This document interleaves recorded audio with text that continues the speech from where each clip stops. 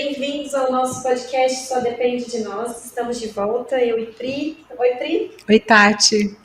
Hoje a gente está com um convidado muito especial para a gente, o professor Dr. Ricardo Leme. O professor é médico formado pela Faculdade de Ciências de Santa Casa de São Paulo. Ele é neurocirurgião, formado pela USP, doutor em ciências também do Instituto USP, físico pela USP.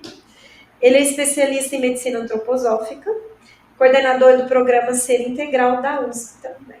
Então vamos conversar hoje, a gente tem bastante assunto para tratar, né, professor? Você que diz, me conta. Professor, é o seguinte, aqui é um bate-papo, sabe?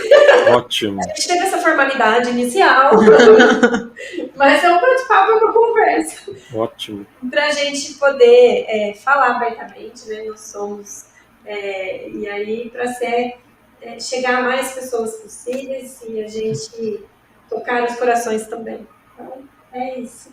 Uhum. E o tema de hoje, na verdade, a gente trouxe... Então, eu e a Pri aqui, a gente está fazendo tarefa de casa, ó. É mesmo? Um livro, entendeu? Cada uma leu uma parte e a gente grifou partes iguais, que são muito importantes. Que legal. Uhum. Então, o professor escreveu um livro, Saúde é Consciência. Medicina da Saúde e Medicina da Doença. O senhor quer apresentar um pouco do livro para a gente, especificamente assim, ou a gente já vai direto ao assunto? O que você acha? De onde surgiu a ideia, né? Posso apresentar. Você sabe que quando a gente se forma em medicina, a gente é muito bem preparado para essa parte técnica e aprende muito sobre as doenças e a gente recebe esse tecido para encarar um público aí e funcionar como mais uma profissão, né? E aí, em algum momento, a gente se dá conta que tudo isso que profissionalmente a gente atua é um tecido que quase que exclusivamente diz respeito à doença, né?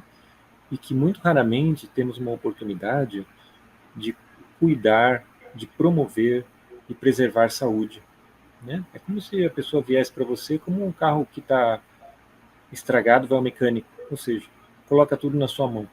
A parte da saúde, ela é muito pouco cuidada na formação. Talvez hoje isso esteja sendo resgatado, né, nas práticas integrativas, nos cuidados paliativos, onde tem até uma pedagogia para aprender a morrer de forma saudável, que é maravilhoso, né?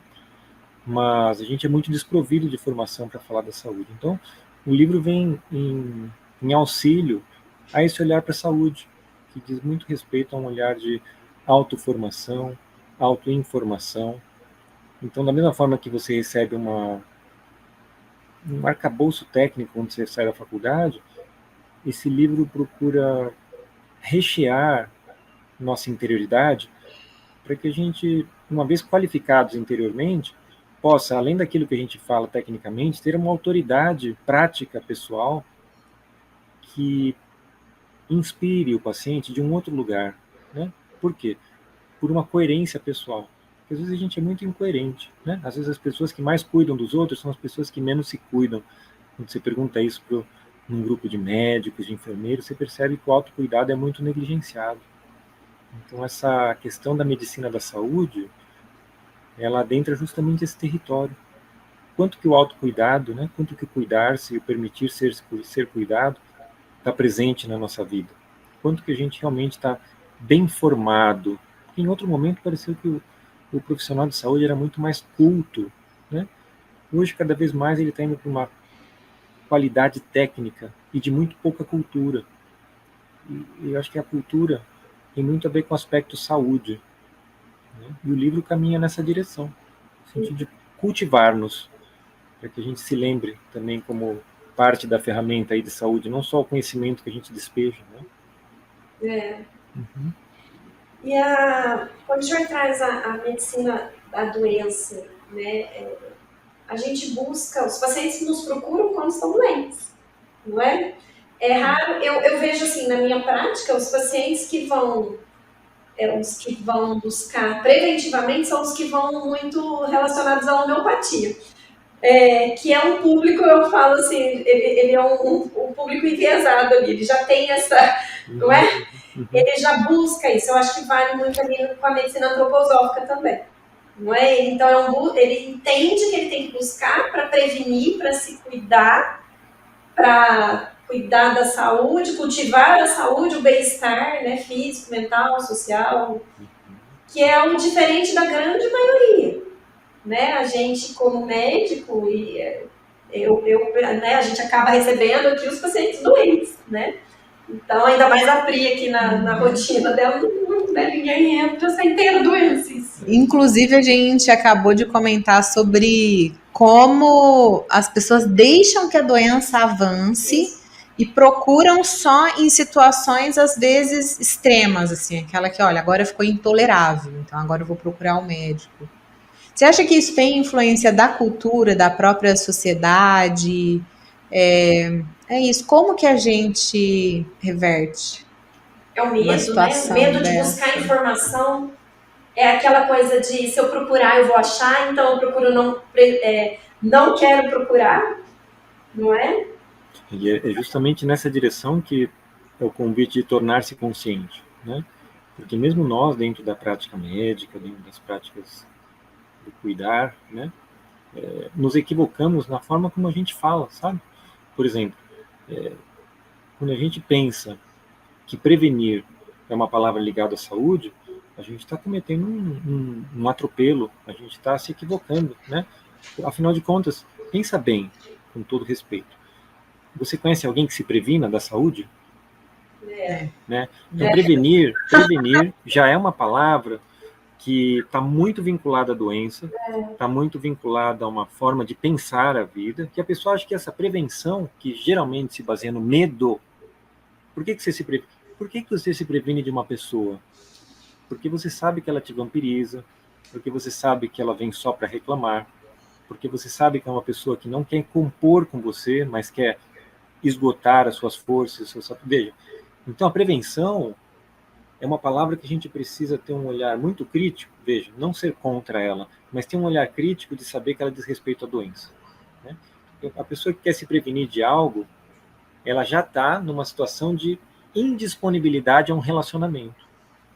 E a questão da saúde, ela pede um olhar, inclusive, linguístico, porque é a forma como nós falamos que nos encaminha, de fato, se nós estamos saudáveis ou não. Então, aprender a vincular as palavras que, de fato, dizem respeito à saúde, até do ponto de vista da nossa prática, é muito importante. Então, quando você fala em saúde, são palavras que, se você colocar ao lado da doença, elas deixam de fazer sentido. Então, por exemplo, promover. Promover é uma palavra saudável, porque quando você fala para alguém que você quer promover doença, você percebe que existe uma incompatibilidade, que quando a pessoa escuta, tem uma estranheza e ela mesma escapa das teias, né? Preservar. Veja, preservar a saúde, né? Então, preservação, promoção são palavras interessantes. A prevenção é uma palavra muito utilizada até por meios oportunistas, que muitas vezes subliminarmente estão cultivando a doença, ou alguma técnica, terapia, procedimento que eles vão oferecer em favor dessa prevenção. Olha, para prevenir a saúde, você faça isso, você faça esse exame, você faça... Percebe? E nada contra isso. A questão é termos clareza de como o sistema está configurado. Quando a gente tiver essa clareza de como o sistema está configurado, cada um pode escolher diferente, né? Cada um pode escolher corajosamente e não amedrontado. Puxa, eu preciso me prevenir, eu preciso blindar o meu carro para que o ladrão não se aproxime de mim. Veja, você escolheu blindar o carro ao invés de viver em um ambiente onde a segurança seja algo mais natural. Uma zona menos habitada, uma zona onde as pessoas estão mais humanizadas. Então você começa a ver que os programas de saúde, eles dizem muito respeito a uma coerência no viver, né? Às vezes são coisas aparentemente simples, mas que têm uma complexidade enorme. Uma pessoa que aprendeu a conviver num grande centro urbano, que geralmente são centros muito adoecidos, as pessoas vivem amedrontadas, se protegendo, ela precisaria, para entrar em relação com a saúde, se desvencilhar de uma série de escolhas que ela fez, né? Estar disponível a um relacionar-se na sua melhor possibilidade, na sua melhor disponibilidade.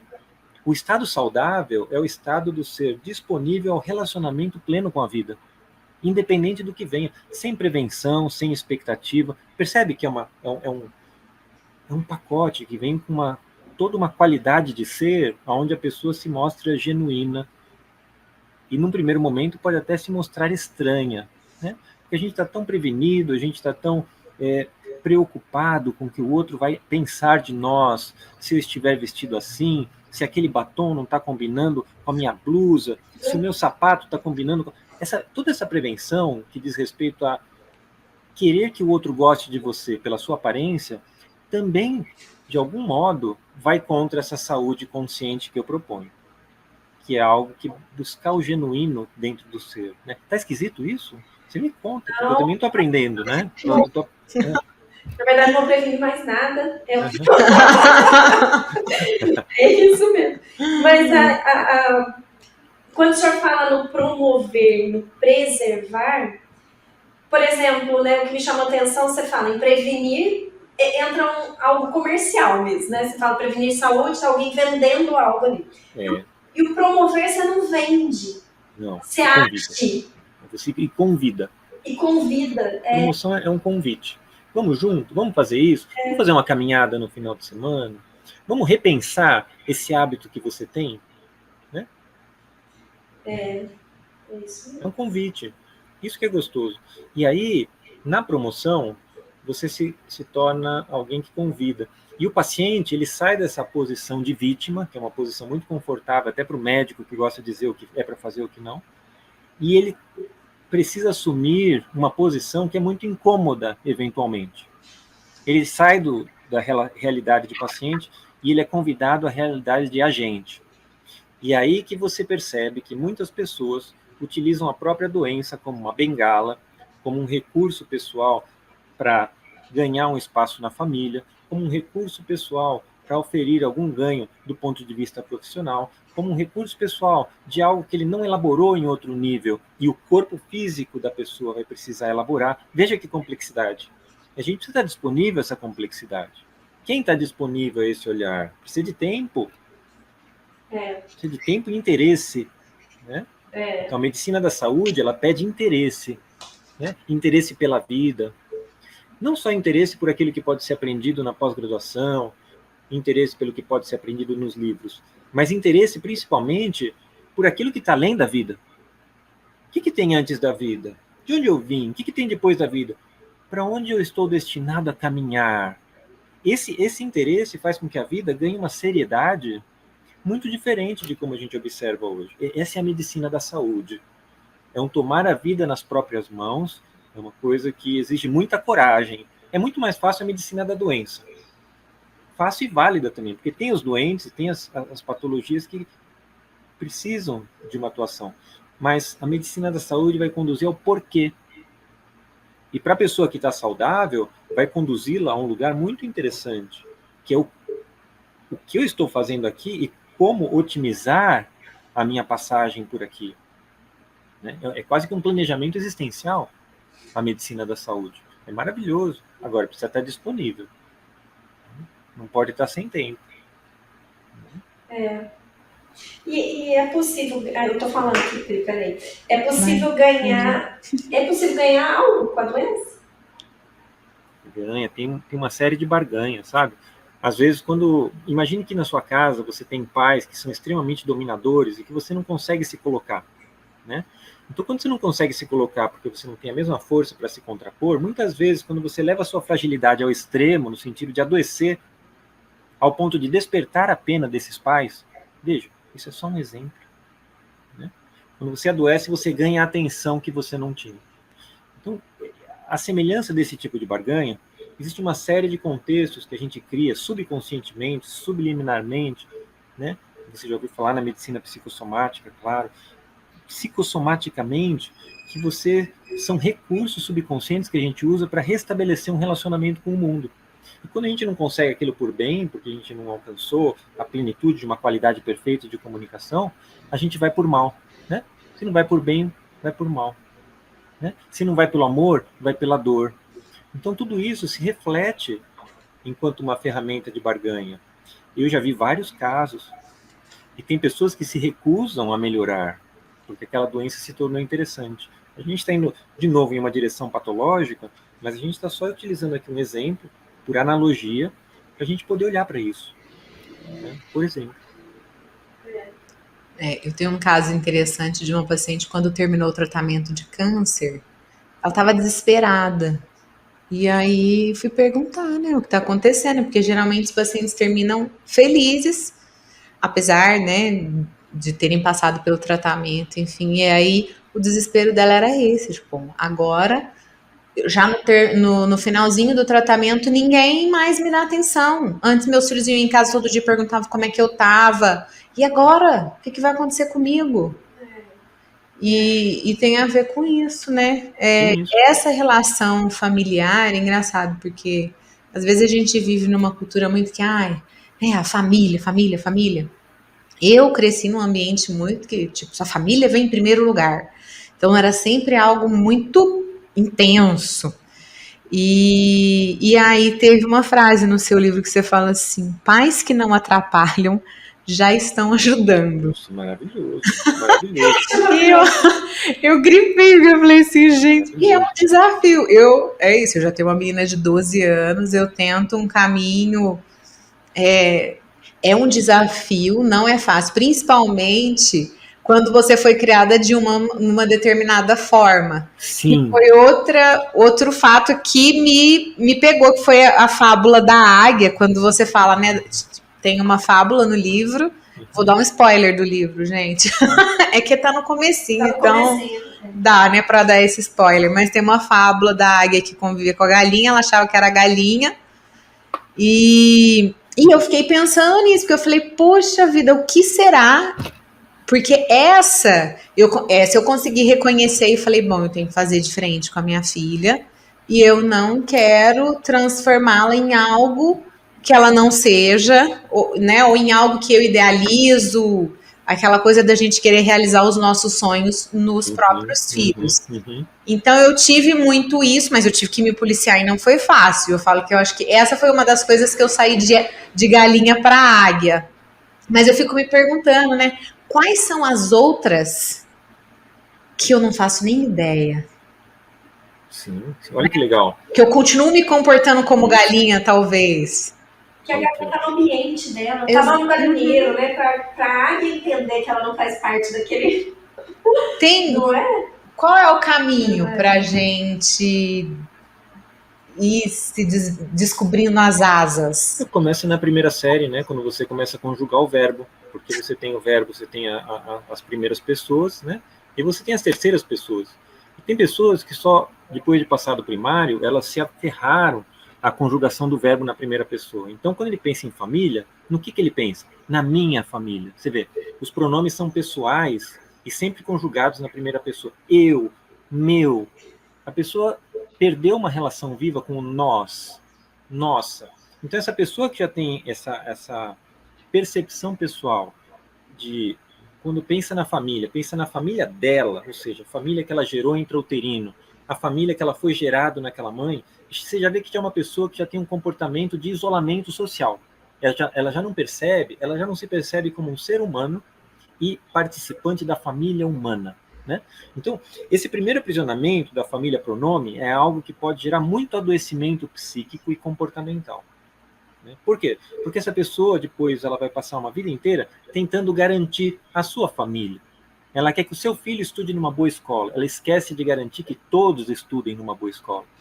Ela esquece que ela quer que o seu filho viaje para tal lugar, mas ela não quer buscar a percepção social de todos têm essa oportunidade. Ela entende que, para essa pessoa que tem uma visão limitada, para ela, ter filho e ser mãe são sinônimos. Ela não percebe que ter filho e ser mãe são coisas completamente diferentes. Vê, ela opera no possessivo. Ser mãe dispensa a necessidade da geração intrauterina de outro ser. Veja. Verdade. Você pode ser mãe sem gerar um outro ser na sua barriga. E tem pessoas que são obsedadas pela ideia de gerar um outro ser na barriga e são seres completamente desprovidos da habilidade de ser mãe. Então ela quer ter filho antes de entrar na relação com a possibilidade do que é ser mãe. Veja, isso é muito sério. Parece uma brincadeira linguística, mas existem... Isso que eu me refiro ao livro. Às vezes, os pais que não atrapalham já estão ajudando. É assustador. A pessoa que quer ter filho como se fosse uma bolinha que ela cuida e guarda na gaveta do lado onde que ela quer, ou que ela não queria nem que o cordão umbilical fosse cortado, a gente já sabe que essa mãe, com todo respeito, é alguém que vai desgraçar a vida do filho. Porque o filho não vai poder escolher, a filha não vai poder escolher, e na medida em que ela não pode escolher, o que aqueles pais vão formatar? Todas as carências que eles tiveram, tudo aquilo que eles não ganharam, tudo aquilo que eles não foram, eles vão impor na vida dessa pessoa para que ela faça aquilo que ela não fez. Veja que desgraça, né? Então, tudo aquilo que deveria funcionar do ponto de vista da saúde como a emancipação desse ser para que ele germinasse e florescesse da forma como se fosse possível a ele, se torna um descarrego das carências e da necessidade de pais que não foram bem-sucedidos em suas próprias vidas e que já são consequência da escolha dos seus pais. Então, antes de gerar, seria muito importante um processo de pedagógico de consciência para observar se já há uma habilidade natural de ser mãe, para que a experiência materna não seja um desastre. Se não, com todo respeito, vai ser um desastre. Vai ser um desastre e a gente vai ver na qualidade da pessoa que se forma, né? Tanto no consultório médico, como no consultório da psicologia ou da psiquiatria. Então, é nesse sentido de olhar para a família como uma família humana, como Platão fazia na República, como Campanella faz em uma outra utopia, como Thomas More na sua utopia também trabalha essa ideia. Esse pensamento utópico de que você daria o seu filho para uma outra família cuidar, assim como você receberia o filho de outra pessoa para cuidar como se fosse seu, ele resolve esse problema. Então, uma sociedade adoecida, onde esse pensamento, ainda que utópico, ele seja visto com descaso ou como loucura, não tem como ser diferente do que ela é hoje. Né? Então você veja como a consciência da saúde é algo muito sério. Você começa a chegar num lugar que nem todo mundo está afim. Então é um movimento que você precisa, aos poucos, propagar, conversar, convidar a pensar. Porque para algumas pessoas pode ser muito desconfortável. Né? Que história é essa de eu dar meu filho para o outro? Meu filho é meu filho, é meu sangue. Não tem isso. Né? Sim. Que história é essa de pegar o filho do outro, pegar os problemas dos outros? Ou seja, a pessoa está tão vinculada ao pronome pessoal que ela esqueceu da língua portuguesa, aprendemos na terceira série, dos pronomes impessoais e dos pronomes de terceira pessoa. Olha que interessante, o próprio português e a forma como eu falo, como uma ferramenta de saúde, de consciência. Né? Bacana, né? Estranho, mas bacana. Nossa, a gente vai longe, né? Você vai refletindo e aí você vai parando e pensando, mas e como chega no momento onde eu tenho que encorajá-lo, né? Dar essa liberdade para as escolhas deles e ao mesmo tempo eu ser a condutora, né? De alguma maneira eu também posso tirar a minha responsabilidade, né? Da maternidade ou da paternidade e ser o condutor. Como chegar nesse equilíbrio? Não chega, não existe. Nada disso que você falou vai acontecer de uma perspectiva da saúde. Sabe por quê? Porque a gente não tem pretensão nenhuma de mostrar algo para o outro. A nossa pretensão, do ponto de vista da saúde, é trabalhar sobre si mesmo e ser o melhor referencial para que, por inspiração, aqueles que estão ao seu lado decidam, escolham, admirem, né? E por admiração, você fala, nossa, puxa, olha como essa pessoa é. E essa pessoa que se interessa por você, talvez você seja agraciada com a possibilidade dela te fazer uma pergunta. E quando ela te fizer uma pergunta, você não vai falar para ela, olha assim. Você vai falar assim, olha, para mim aconteceu dessa forma. O que você acha? Como se você estivesse dando um presente para a pessoa abrir. Então, essa despretensiosidade de não querer formatar o ser que está à nossa volta, seja o filho, seja um amigo, qualquer pessoa que se aproxime de nós, e trabalhar sobre si próprio, é o principal elemento para que algo saudável possa acontecer. Veja, não é garantia nenhuma. Mas quando eu alcanço esse estado de serenidade, onde eu faço o meu melhor, onde eu me descasco das minhas máscaras e do meu ego, e respeito aquilo que inspira a minha alma, isso naturalmente me torna um ser que irradia algo. É essa saúde que a gente está buscando, essa saúde que nos planifica, que nos integra, que não faz com que sejamos seres que pensam uma coisa, falam outra e fazem outra, que é a esquizofrenia social. É a esquizofrenia social que a gente vê, inclusive, em meios de comandantes da nação, que deveriam ser os mais coerentes e que muitas vezes, não poucas, muitas vezes, são a imagem da verdadeira incoerência. Né? Então você vê como a saúde é um processo transbordante que vai para muito além do hospital. É um conteúdo social, por isso que a gente fala em saúde social, por isso que a gente fala em saúde financeira, por isso que nós falamos em saúde ambiental. Tá estranho isso? O Selmo Celeno Porto, eu lembro que ele falava disso, né? Que você precisa ter, para um adoecimento acontecer, a gente precisa ter uma predisposição, né? Uma predisposição do indivíduo. Você precisa ter um meio propício para o adoecimento e um agente agressor. E aí, quando a gente olha hoje, né? O meio está muito propício, né? Eu acho que agente agressor tem aos montes e os indivíduos estão fragilizados, então realmente a gente tem né, a faca e o queijo na mão pro adoecimento. E você me leva longe, sabe, Ricardo? Então, Eu vou longe aqui pensando profundo, agora, né? tipo, o que a gente pode fazer, né? Porque eu penso sempre assim, bom, beleza, identificamos, o que a gente pode fazer? Então você vê, o meio me leva longe, os meus pais me propiciaram as coisas para que fosse assim, aquela pessoa não é legal. Mas é tudo uma questão de olhar a partir de onde você atua. Uhum. Quais são os seus pressupostos de atuação? Veja, adoecer é apaixonar-se por aquilo que era equivocado.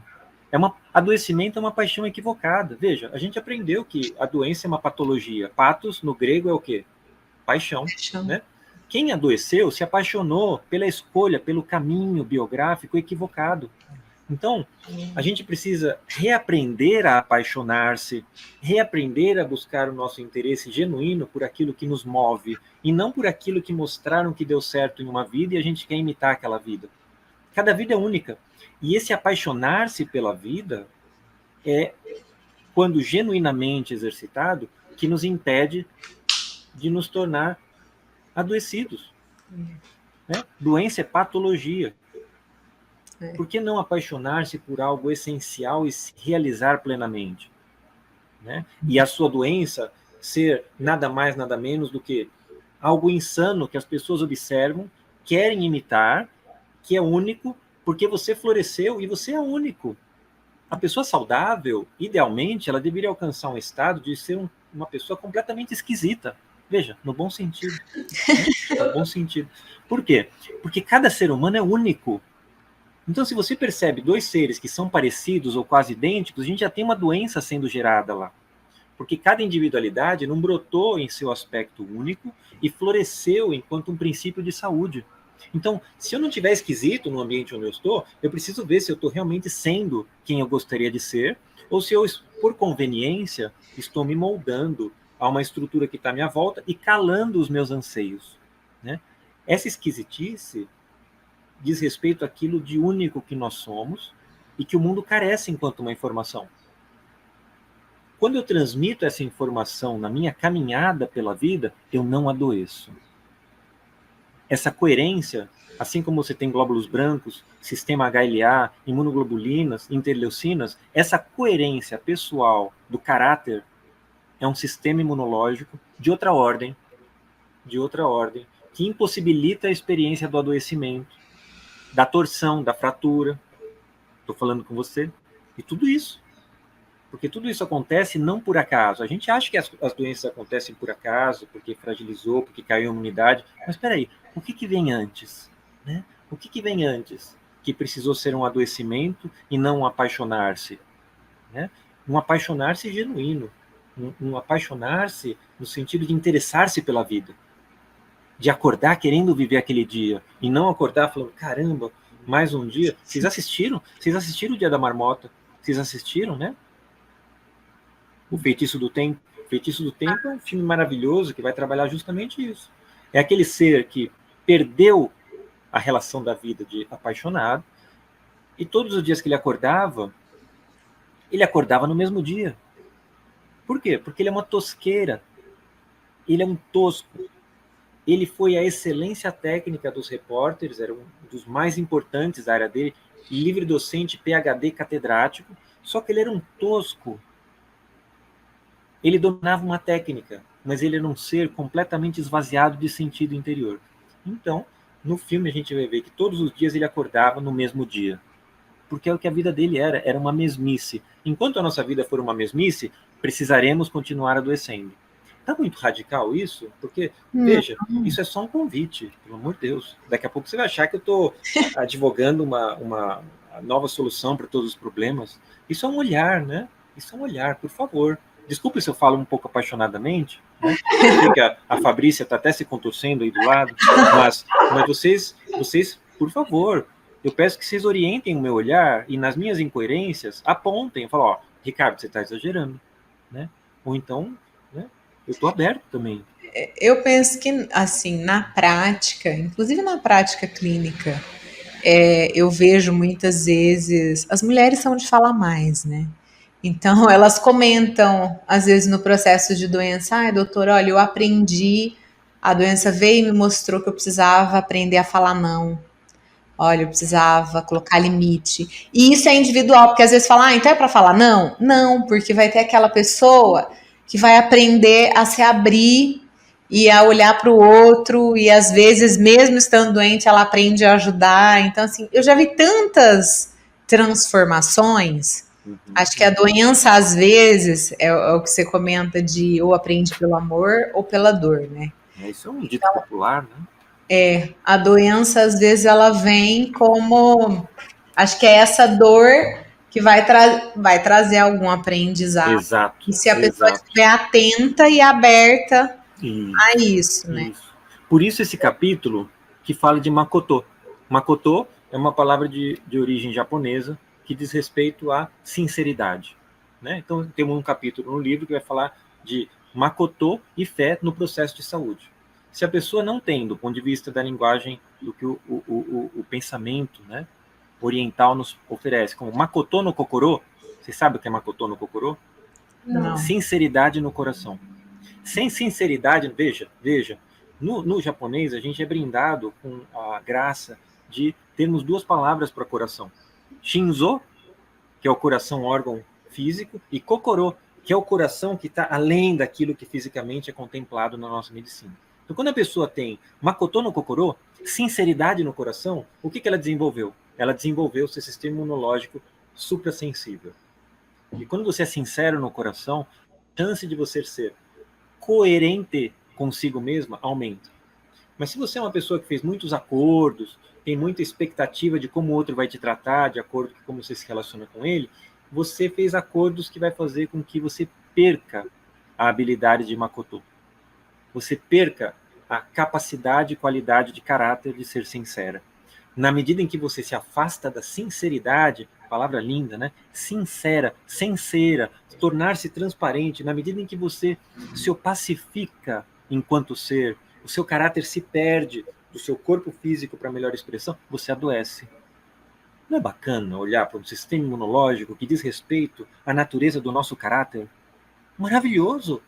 Maravilhoso descobrir que, na forma como eu exercito o meu caráter, eu posso estar mais ou menos predisposto a uma imunossupressão ou uma imunocompetência. Isso é maravilhoso. E não estou falando isso da boca para fora.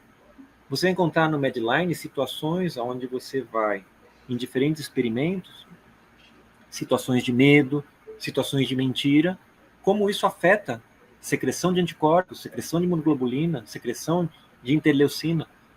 Então isso, muito além de uma falação, muito além de uma retórica esvaziada, também encontra sustentação na área mais atrasada do conhecimento humano, que, com todo respeito, é a ciência, porque a ciência, ela chega depois de tudo.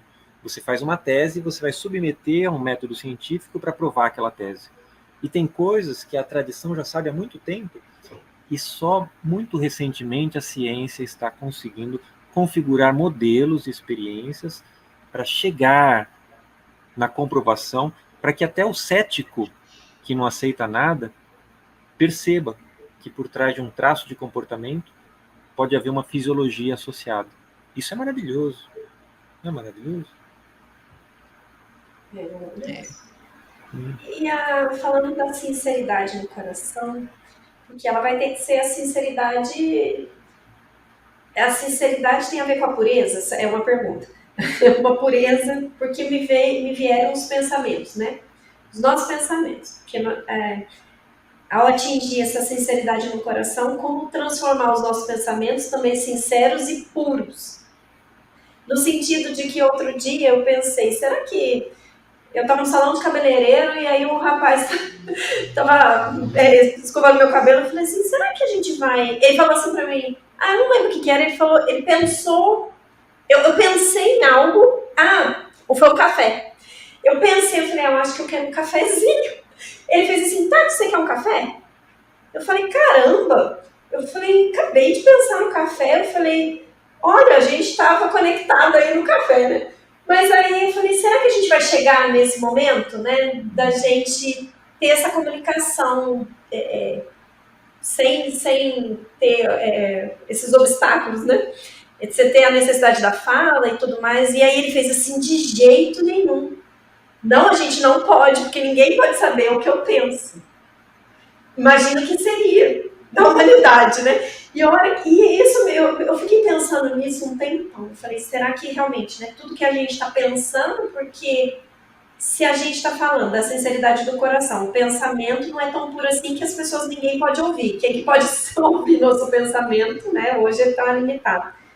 E é isso que está dentro da gente, fazendo conexão com todas as nossas células, não é? E aí, será que um dia a gente vai chegar a ter essa conversa pura, real mesmo, de pensamento a pensamento sem... Sim.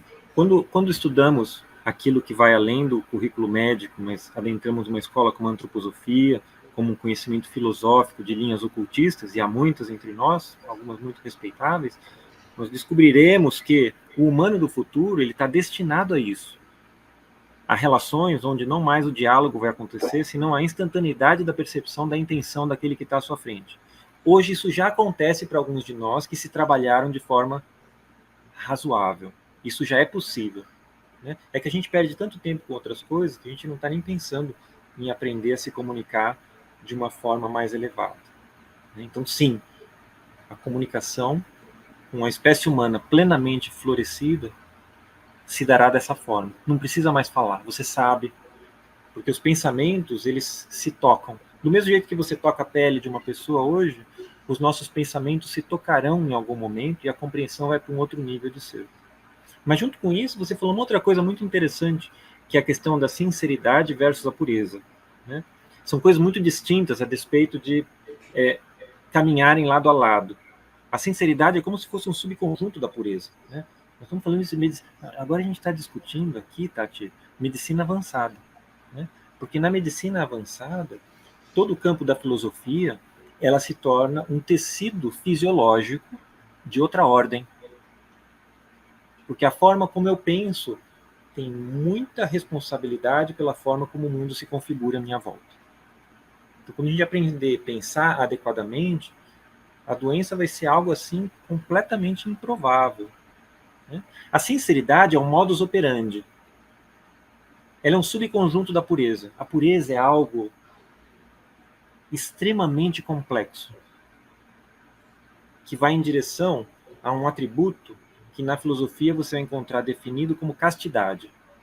O comum das pessoas colou essa palavra castidade na sexualidade. Então a pessoa acha que casto é aquele que tem um hábito sexual puro, de não fazer perversões, não cometer excessos e nenhum equívoco, na forma como a função criadora é trabalhada. Veja, também é.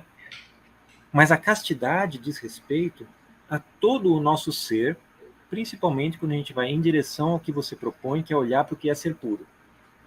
Quando você olha para alguém, você pode olhar para esse alguém de forma silenciosamente pura ou impura. Quando você compra algo, você pode comprar por pureza, quando é por necessidade, né? Absoluta. ou de uma forma impura, quando você é um ser que acumula. Então, o princípio da castidade, ele diz respeito ao princípio da justa medida, de se relacionar com o mundo naquilo que realmente é imprescindível para você, e num estado que se aproxima muito de um estado que eu chamaria de estado de oração, que é em reverência àquele cuja essa experiência é impossível, você se resguardar como que numa situação de interesse genuíno. Porque eu posso e o outro não pode. Veja, a pureza é algo que compõe de uma forma plena todo o sistema econômico do mundo. Quando a gente alcançar o princípio da pureza e da castidade, toda essa estrutura de diferença e de estratificação, ela tende a naturalmente se dissolver.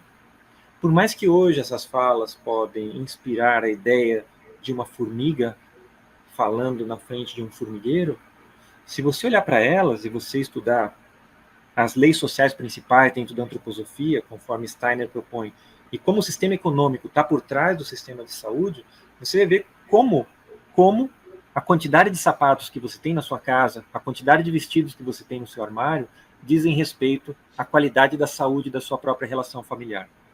Soa estranho, porque a gente não pensa nessas coisas. Porque a gente simplesmente, às vezes, quer algo, vai lá e pode ter, e tem. Quem, na hora de consumir algo, de comer algo, pensa em quem não está consumindo ou que está em estado de fome? Então, a pureza, ela é um atributo muito improvável que no curto e médio prazo a humanidade vislumbre. Às vezes a gente acha que a gente olha para a pureza como com a mineralidade da pureza, né? A água pura, a água destilada, as medicações, a cirurgia que é feita num ambiente ascético. A gente vê a pureza como uma coisa meio limpa, né? Mas a pureza é algo muito mais profundo, aonde o humano pode comungar com todos os humanos que estão à sua volta. Por isso que eu digo que a sinceridade é um subconjunto da pureza. Quando você age com sinceridade, você está ajudando a purificar o mundo. Porque você é um ser que está limpando, você está purificando. Mas a pureza é algo que até uma ousadia tentar definir. Porque mesmo que eu fale algo muito interessante do ponto de vista poético, eu ainda estaria extremamente distante do que seja essa realidade. Você vê? Isso é fisiologia, isso é medicina do futuro. Isso é medicina social. Isso é medicina comportamental, medicina ambiental. Né? Faz sentido isso ou agora ficou estranho de uma vez? Não. Só está refletindo. A Fabrícia tá se contorcendo aí do lado. Depois a gente vai ver. Está refletindo sobre. É muito bom. Muito bom, porque leva a gente assim, né, a repensar a própria vida em menos de um segundo. Então, o senhor trouxe no livro aqui também, quando a pergunta do Dalai Lama, né, o que mais te surpreende na humanidade? E ele respondeu, os homens, porque perdem a saúde para juntar dinheiro, depois perdem dinheiro para recuperar a saúde. E a questão, né, do pensar ansiosamente no futuro. O senhor acabou de falar algo, né, nesse sentido também, mas o que te mais surpreende na humanidade? A pergunta é para o senhor, agora não é para o Dalai Lama, não. O aparente desinteresse na experiência de comunhão e o extremo interesse numa autorrealização egóica. Isso para mim é surpreendente, porque é muito interessante como em muitos encontros, inclusive encontros de comunidades, né, você vê todo mundo falando bonito, né, de se encontrar, mas você vê na vida das pessoas não há um movimento de fato que cultive esse interesse de propagar uma experiência da comunhão, né? A experiência da comunhão, que é essa experiência onde, da mesma forma como você aprende algo pela razão, a experiência de comunhão permitiria como que, da mesma forma que a gente estava falando do pensamento, que por um interesse genuíno do outro, tudo aquilo que o outro saiba, de alguma forma é transmitido a você. Não existe mais a polêmica, não existe mais a divisão. O interesse é tão genuíno que você quase que por osmose sabe o que o outro sabe. né? Então, para mim, é muito surpreendente que isso não seja mais cultivado, né? É muito surpreendente como a nossa cultura se configurou de uma forma autocentrada, né? A gente consegue falar de coisas bonitas, mas a nossa prática ela é completamente distante dessa possibilidade.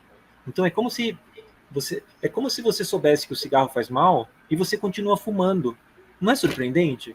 É como se você soubesse que o álcool é neurodegenerativo e você continua bebendo. Não é surpreendente? Então essa incoerência no humano, quando até mesmo a ciência demonstra uma qualidade de saber, ou a filosofia alcança uma qualidade de pensar, e a gente não consegue essa transição da teoria para a prática. Esse delay, esse atraso da sedimentação do teórico para o prático me surpreende na humanidade. A gente sabe muito. A gente sabe muito. Está cheio de cabeção entre nós. Cheio de professor, livre docente, cientista nota 10. E, no entanto, esse conhecimento continua sendo livresco. Ele demora para se tornar prático, né? Isso, para mim, é muito difícil compreensão. Muito surpreendente, eu diria. E a gente vê tanto no nosso dia a dia, né? Até no nosso dia a dia profissional, as meninas podem ver aí, eu acho, quando algum colega, né, a gente vai discutir caso, e aí o paciente é meu, né? Como se o paciente que é dele, eu fico tão indignada com isso, eu falo assim, quem que diz que o paciente é seu, ele não é seu, né? O pronome pessoal. É uma doença do pronome pessoal. Nossa, eu fico tão indignada, porque assim, na verdade, se todas as partes puderem somar, esse seu paciente, ele vai ganhar tanto com isso. Isso. Mas as vendas nossas, elas não são possíveis ainda, né? Muitas pessoas ainda estão vendadas, né? E não conseguem enxergar a comunhão. De fato, é bem para quem? É para você mesmo ou é para o seu paciente? Porque se realmente você quisesse alguma coisa para ele, né, você ofereceria mais e mais e mais, né? Por exemplo. E de cuidado, eu estou dizendo. Uhum. Eu me angustia. Eu fico meio angustiada com isso. Assim. A vida é uma angústia, né? A gente já nasce numa angústia, pelo menos quem nasceu do ponto de vista vaginal, nasce em angústia, né? A angústia do nascimento. E então é uma coisa que a gente tem que lidar a vida inteira, né? Até a última grande angústia, que é devolver o ar que a gente respirou no primeiro momento, né? É uma angústia atrás da outra, o que é maravilhoso, né? É maravilhoso a experiência temporal da existência em detrimento da veemência como a gente se apega a alguns valores, alguns títulos, algumas posições, ao invés de se entregar um pouco mais, né? É sensacional isso. E esse apego ele tem muito a ver com o adoecer, né? A doença muitas vezes ela vem em nosso auxílio para que a gente solte. Você não está conseguindo soltar algo, a doença ajuda você a soltar. Você está querendo controlar aquilo de qualquer forma, você quer que aquilo seja do jeito que você quer, a doença ajuda você a perder o controle.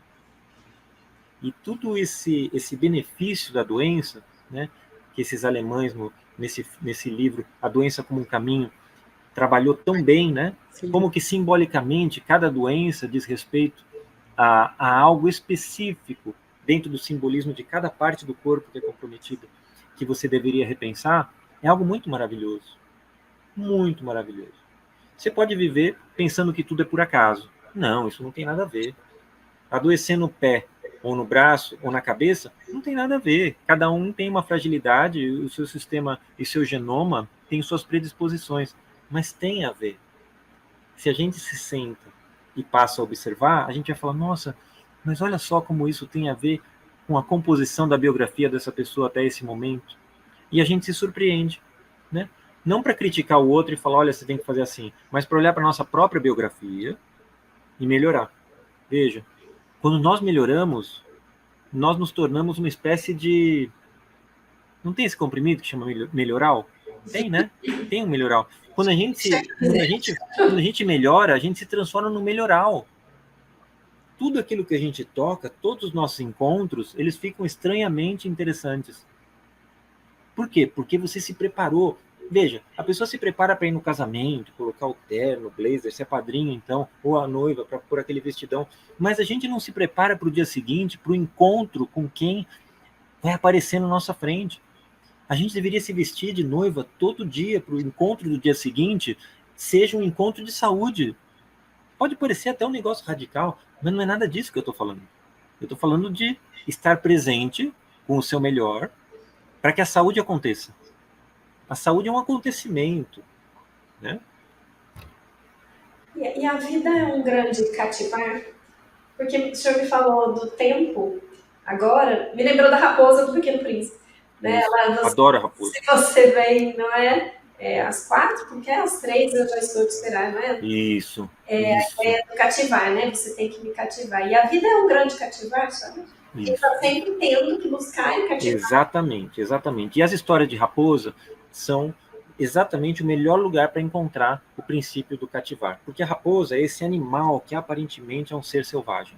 E assim como no Pequeno Príncipe, ela também vai estar em outras histórias, como na fábula da Raposa e o Lenhador, que era uma raposa extremamente fiel. Depois você vai ver o que acontece com ela na história. Você vai colocar lá no Google a Raposa e o Lenhador, você vai ver o que aconteceu. Todo mundo falava para o lenhador, olha, essa raposa é um bicho selvagem, ela vai te pegar, ela vai aprontar com você. E o lenhador não acreditava, porque era um bicho fiel. Mas todo mundo ficava falando, olha, cuidado. Você sabe quando todo mundo começa a falar água mole e pedra dura, né? E aí você vai ver o fim da história. E quem era a raposa, se ela era amiga fiel ou não, né? E tem a raposa, que também é muito interessante, daquele clássico maravilhoso que se chama O Menino, a Topeira, a Raposa e o Cavalo. Você leu, né, Priscila? Eu tô vendo. Essa raposa também é uma raposa sensível. Você vê como ela é violenta? Ela é violenta. Mas você vê como a topeira, quando ela se atreve a curar a raposa, ela começa aos pouquinhos a circundar e querer se aproximar?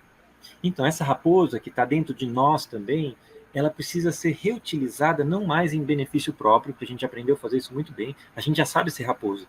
A gente já sabe conseguir as coisas, ser predatório. Mas agora a gente precisa levar essa raposa à sua melhor vibração. E as fábulas que tratam da raposa, elas nos mostram, né, como cultivar essa raposa. Como cativar, você falou, essa raposa. Então as histórias de raposa, você falou muito bem. Você falou muito bem.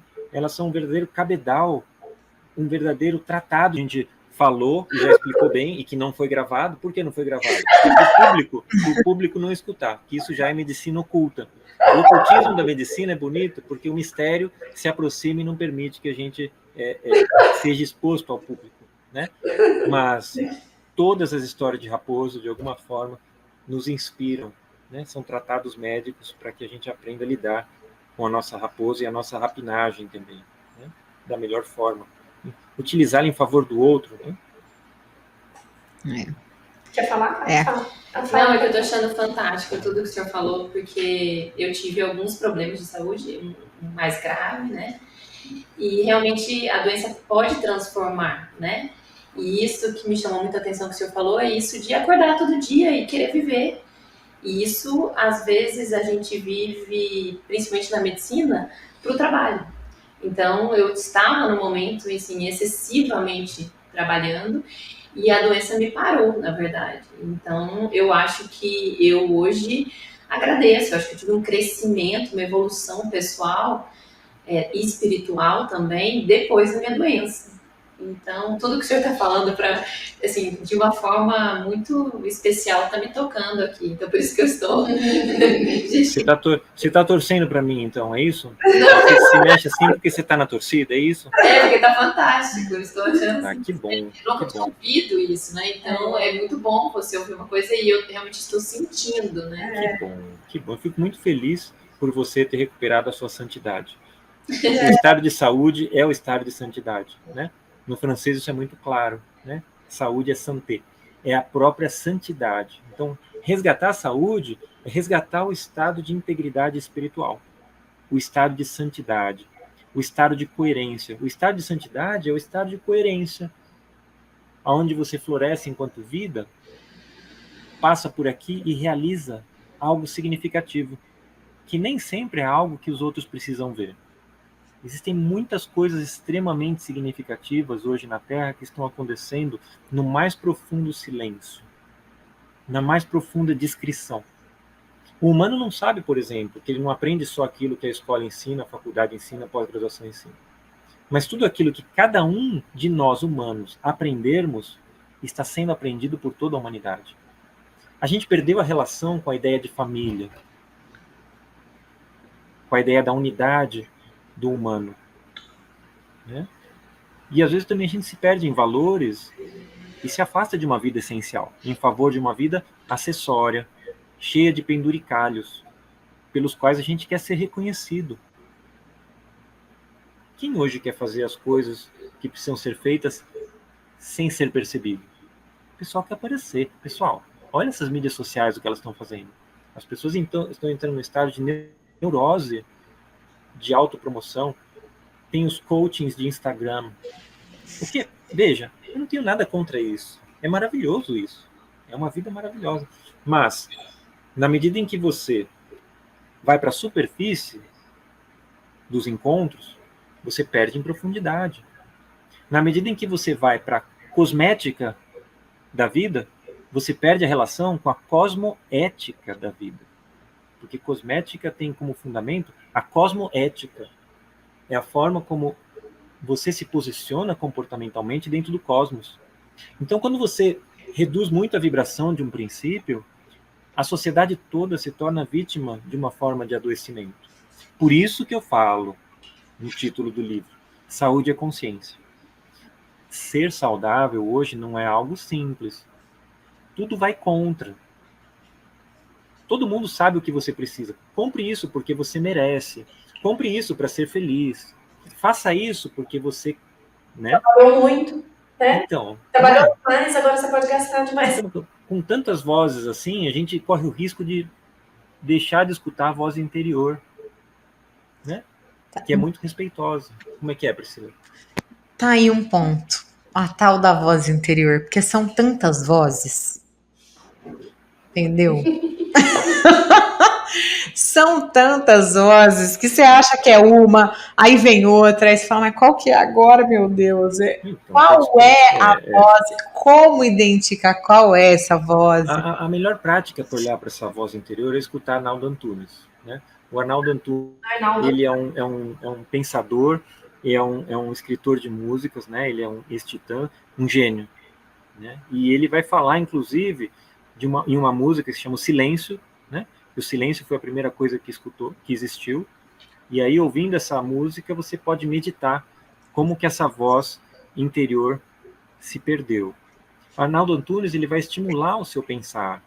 Ele vai te provocar e, eventualmente, você vai dar risada, mas não é risada porque ele é engraçado. Você vai dar risada de desespero, pela coerência daquilo que está sendo oferecido enquanto composição. Então, essa voz interior, o outro que trabalha demais isso é Aldous Huxley. Huxley, maravilhoso, escreveu Admirável Mundo Novo, né? E que é uma obra maravilhosa, mas ele escreveu uma outra obra de muito destaque, onde ele vai fazer toda uma análise de todos os pensamentos filosóficos antigos e vai fazer uma crítica ao nosso afastamento da relação com o silêncio, né? Essa obra chama A Filosofia Perene. Na Filosofia Perene, Aldous Huxley vai mostrar como nós nos afastamos daquilo que é essencial e como que a humanidade, nesse processo de esvaziamento, optou pela cosmética em detrimento da cosmoética. Como que a gente se apaixonou pelo acessório e se esqueceu do essencial. E aí a nossa vida ficou ruidosa. Por quê? Porque esse ruído é justamente, a gente passou tanto tempo perdido, que agora não dá mais tempo, às vezes, de resgatar aquilo que a nossa voz queria falar. Aquela voz silenciosa. Então, quanto mais barulho, melhor para você não se escutar e não se lembrar. Quanto mais doença, melhor para eu resolver como um coitado e não como um responsável pela minha existência. Veja, a doença, o sofrimento, as dificuldades e a dor, ela se torna como uma ferramenta de realização de tudo aquilo que você se negou ou esqueceu que poderia ter feito. Então, esses leitores, esses artistas, produtores de música, produtores de obras de arte, como a Filosofia Perene de Huxley, eles vão justamente em direção a nos despertar para o essencial. E precisa de uma musculatura para isso. Se você gastou a sua musculatura relaxando só na piscina, assistindo televisão, e às vezes algumas coisas deploráveis, que assistindo a vida dos outros na televisão, se você se atrofiou no sentido de cultivar a sua vida pessoal, veja, quando você observa a possibilidade de uma essência, você vai se sentir muito desconfortável. E você vai querer fechar isso e se anestesiar com os ruídos que estão à nossa volta. Então, não é fácil buscar esse silêncio. Quando você busca o silêncio, essa voz interior, ela fala com você o tempo inteiro. Eu penso isso, ela fala, só que é difícil confiar nela. A minha dificuldade, o que eu percebo hoje é assim, eu sinto, falo, nossa, isso aqui. Aí, de repente, vem as dúvidas, muitas dúvidas, né? E aí vem outras vozes, vem vozes contraditórias, vem o medo. E aí você fala, poxa, porque é isso, existe um ponto em que o medo ele é protetor. Existe, e aí eu fico nessa, falo, poxa, qual é de fato? E aí depois que acontece, vamos supor, aí eu tomo minha decisão, quando eu realmente ouço a voz do coração, mas quando eu entro em contato com essa questão da sinceridade do coração, eu só sei depois, aí eu falo, era isso, tava certo, era esse o caminho, eu achei, por quê? Porque, né, você sente aquela paz, não é aquela euforia, é algo diferente do que geralmente acho que a gente é estimulado. Para mim, essa voz está muito relacionada a isso. Você tem uma paz, né? É o silêncio, é quieto, não é agitado. Mas às vezes eu tenho essa sensação de que é tanta coisa que te confunde o tempo todo. Não tem um caminho mais fácil. Legal você falar assim, porque você olhou o medo de um lugar que geralmente eu não olho, né? Você olhou o medo como uma entidade, um espaço de proteção. Eu olho para o medo como algo profundamente satânico, né? Diabólico, que aproxima você da possibilidade da experiência de comunhão, que te restringe, que te faz sentir a necessidade de se prevenir. Porque a experiência de confiança, ela não precisa ser um tudo ou nada. Assim como você tem borda na piscina, tudo na vida tem regiões de fronteira. E assim como na piscina você não precisa entrar na água que alguém falou para você que está quentinha, porque pode estar fria, e você pode molhar a pontinha do pé, a confiança também pode acontecer assim. A raposa do Pequeno Príncipe aprendeu a confiar assim, aos poucos, ela não chega da primeira vez lá. A raposa do livro que você leu, do Cavalo do Menino da Topeira, também ela chega devagar. Então, confiar é um processo progressivo. Se você acha que confiar é um tudo ou nada, você está num estado de interruptor de luz, né?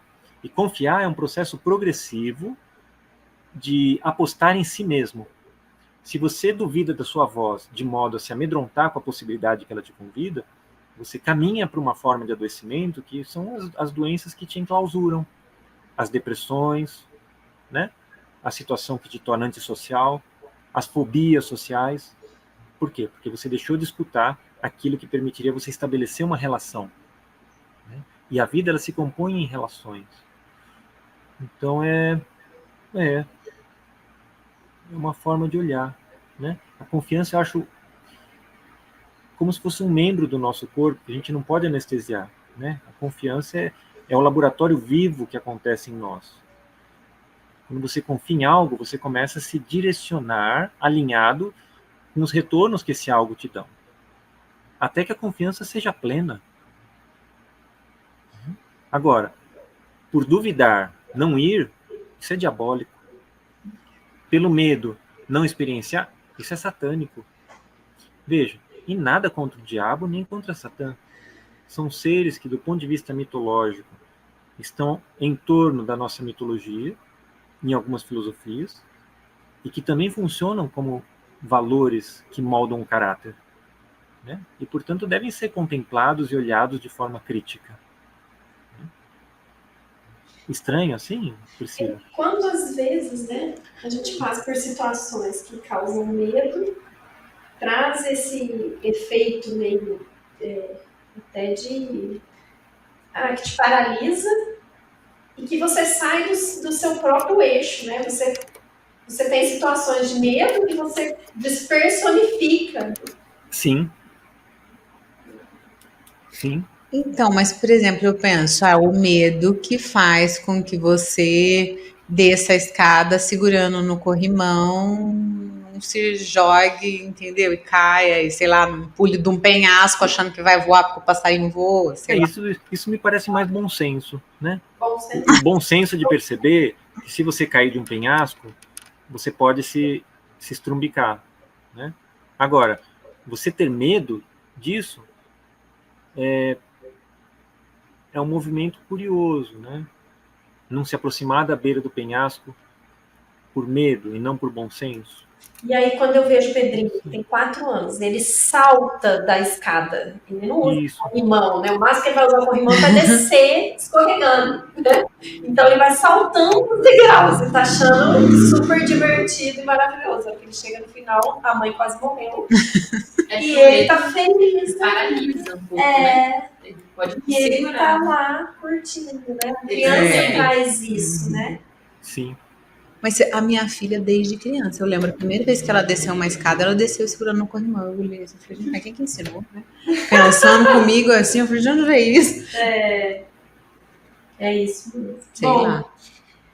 professor, alguém tem mais alguma pergunta? Na verdade, eu ficaria... Eu acho que eu tô anestesiada. Tô assim... A gente fazer toda semana, assim? Então, se a gente viver, vai ser um prazer. Porque de uma semana para outra a gente pode deixar de estar aqui, não é? Não, a gente vai fazer mais encontros, não podemos ainda. Pra gente aprender, né? Porque Nossa, eu, senão vai ter que encontrar do outro lado. Pra poder continuar o aprendizado. Esses espaços hoje eles são necessários, né? Sim. Se a gente não tiver essa pausa para parar, para refletir, para aprender, fica difícil, né? É muito bom a gente ter essa reflexão. Professor, assim, eu tenho só a agradecer mais uma vez pelo aprendizado. De verdade, eu passaria horas aqui aprendendo, né? Compartilhando, porque a gente coloca, dá vontade de ficar perguntando, assim, sabe? Parece aquelas crianças. Ô, Tatiana, você é muito bondosa, mas eu não estou ensinando nada aqui. Eu estou falando para você um ponto de vista, sabe? Uhum. Até para você olhar e até para eu me escutando, ver se eu sou razoável. Porque às vezes quando a gente se escuta, a gente fala, nossa, mas eu estou falando verdadeiras insanidades, né? Porque, então, é um convite. E eu estou percebendo aí que a gente até se entende em algum grau. Uhum. Mas é bacana esse retorno, né? Que eu também tenho de vocês. E essa releitura do que eu proponho. É para eu me realinhar também. É uma troca, um bate-papo, né? E a vida é tão interessante que semana que vem, se a gente falar do mesmo assunto, a gente fala de outra maneira, de outro modo, porque várias pessoas já passaram nesse entremeio. A gente aprendeu outras formas, não é? Outro contexto. E se nós não fizéssemos assim, significa que a gente já morreu. Porque se na outra semana eu falar a mesma coisa que eu falei hoje, se na próxima aula eu der a mesma aula que eu dei hoje, se naquele encontro eu falar a mesma coisa que eu falei, eu tô morto. É. Veja, em uma semana você é outra pessoa, você se renovou inteiro, você se nutriu de outras coisas, você tem que falar diferente. Inclusive, você pode até falar o contrário. Não tem aquela música do Raul Seixas? É verdade. Eu quero dizer agora o oposto do que eu disse antes. Eu prefiro ser essa metamorfose. Não tem isso? É. Então, quando o filósofo propõe isso, ele mostra que, na medida em que a gente percebe uma incoerência, a gente pode buscar essa coerência até a partir de uma experiência equivocada de confiança. Você confiou num caminho e a sua vida te mostrou que aquele caminho é um beco sem saída. Agora você vai pensar diferente, não vai? A menos que seja burro. O burro que repete, né? Conhece aquela piada do português, da casca de banana, que ele escorrega e quebra o pé? Aí depois de um mês internado no hospital, ele sai do hospital e vê a casca lá na calçada e fala, raios, lá vou eu de novo. Percebe? Quando a gente não tem essa habilidade de transformação e repete o erro, aí o negócio é complicado. Mas fazer o contrário não quer dizer que você estava errado, você estava aprendendo, né? Eu estou aprendendo aqui com vocês.